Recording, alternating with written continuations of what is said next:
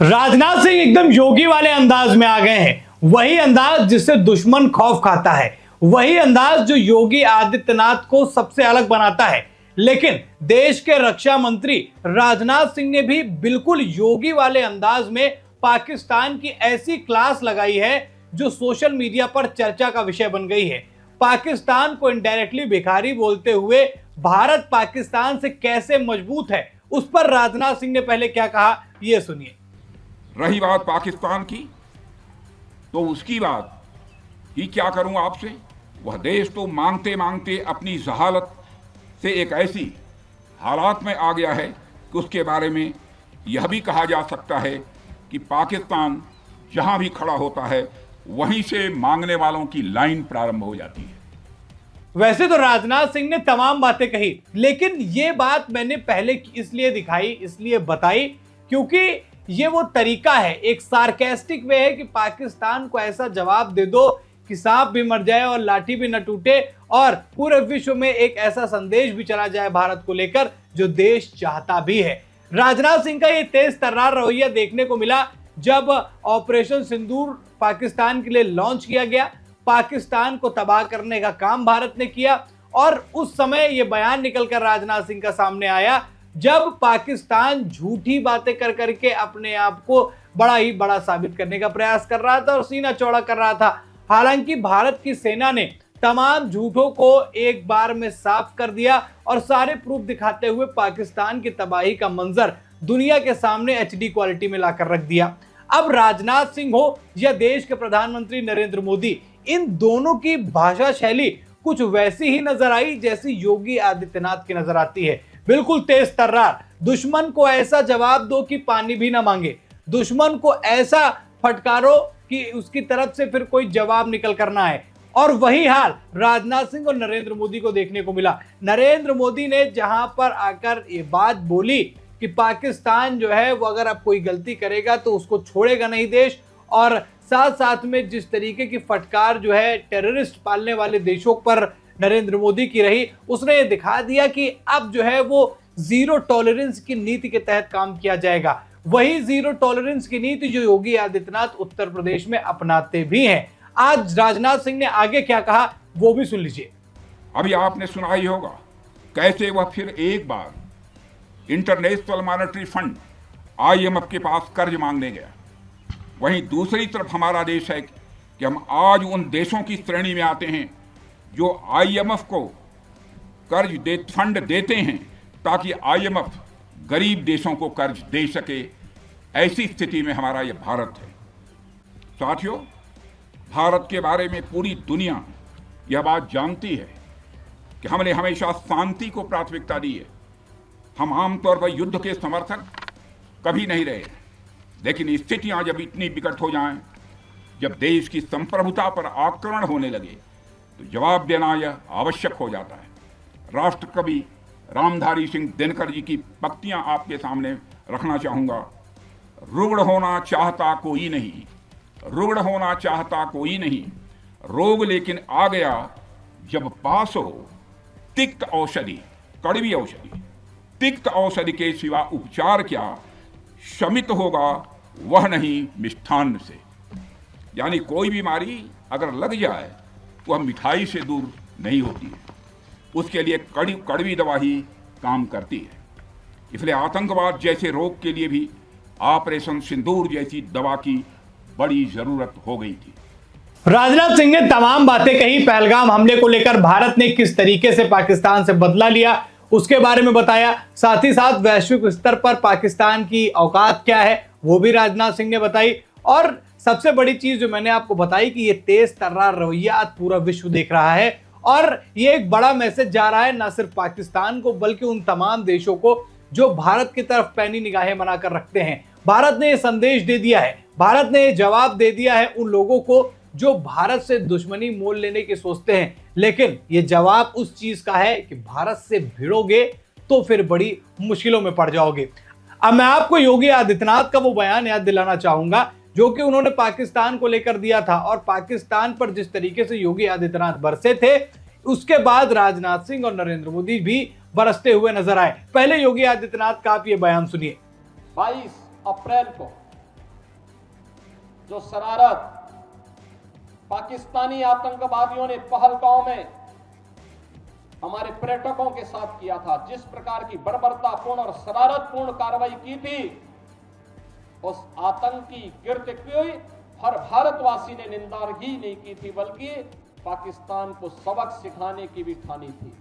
और प्रधानमंत्री मोदी जी का जो संकल्प था, हमारे 72 जवानों ने, तीनों सेनाओं ने पाकिस्तान को उसका करारा जवाब देकर के आज आप देख रहे होंगे किस रूप में अलग थलग पड़ा पाकिस्तान आज दुनिया के सामने कराहता हुआ नजर आ रहा है।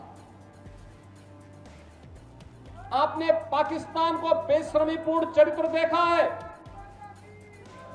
कि जब भारत की कार्रवाई से आतंकवादी मारे गए, उन आतंकवादियों के जनाजे में पाकिस्तान के शीर्ष सैन्य अधिकारियों की उपस्थिति, पाकिस्तान के राजनेताओं की उपस्थिति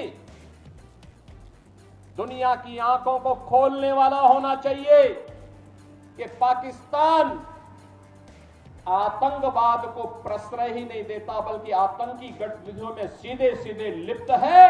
और उसकी संलिप्तता इस बात को दिखाती है कि पाकिस्तान अब अपने वजूद के लिए जूझता हुआ दिखाई देगा।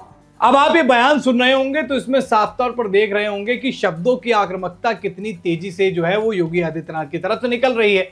ये बंदूक गोली नहीं चल रही है, लेकिन ये शब्द कहीं ना कहीं पाकिस्तान को तीर की तरह चुभ रहे हैं। योगी आदित्यनाथ जिस तरीके से एक्शन लेते हैं उसकी चर्चा वैसे भी पूरे देश के अंदर रहती है। अब उसी तेज तर्रार रवैये को अपनाते हुए देश के प्रधानमंत्री और देश के रक्षा मंत्री देखे गए हैं। क्या कहना चाहेंगे भारत के नेताओं का इस तेज तर्रार रुख को देखते हुए? क्योंकि जिस तरीके से भारत बड़ी शांति के साथ आगे बढ़ रहा था, वहां पर कई लोगों ने उंगली करी तो उसका जवाब भारत ने दे दिया।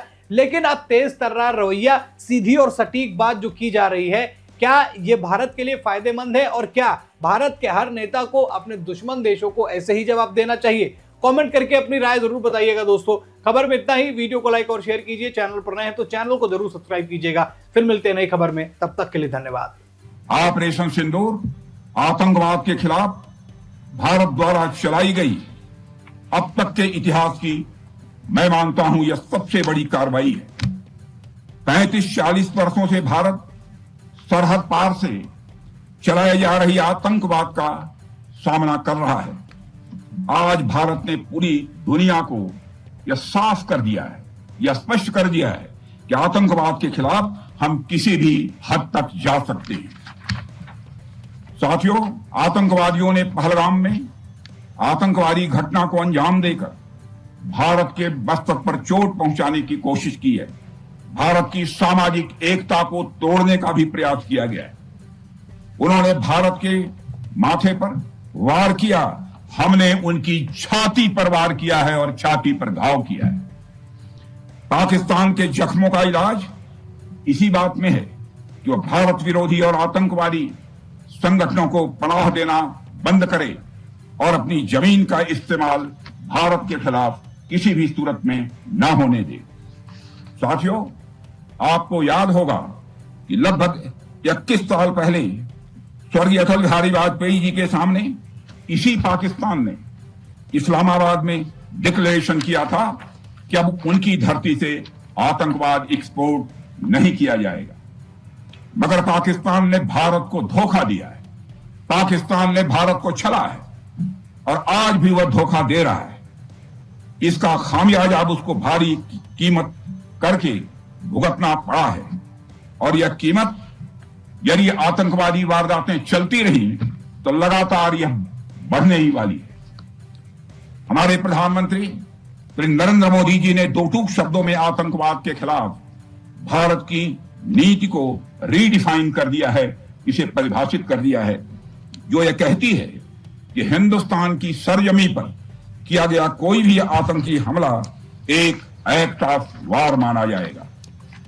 दोनों देशों में जो अंडरस्टैंडिंग बनी है फिलहाल, वह इसी बात को लेकर है कि सरहद पार से कोई बेजा हरकत अब नहीं की जाएगी। अगर की गई तो बात निकलेगी तो बहुत दूर तक जाएगी। साथ ही हमारे प्रधानमंत्री ने यह भी साफ कर दिया है, आतंक और बातचीत कदापि एक साथ नहीं चलेंगे, और अगर बात होगी तो आतंकवाद पर होगी और पाक ऑक्युपाइड कश्मीर पर ही होगी। साथियों, ऑपरेशन सिंदूर की कामयाबी ने पाकिस्तान में छिपे आतंकी संगठनों और उनके आकाओं को भी यह साफ बता दिया है कि वे कहीं भी अपने आप को महफूज और सुरक्षित न समझें।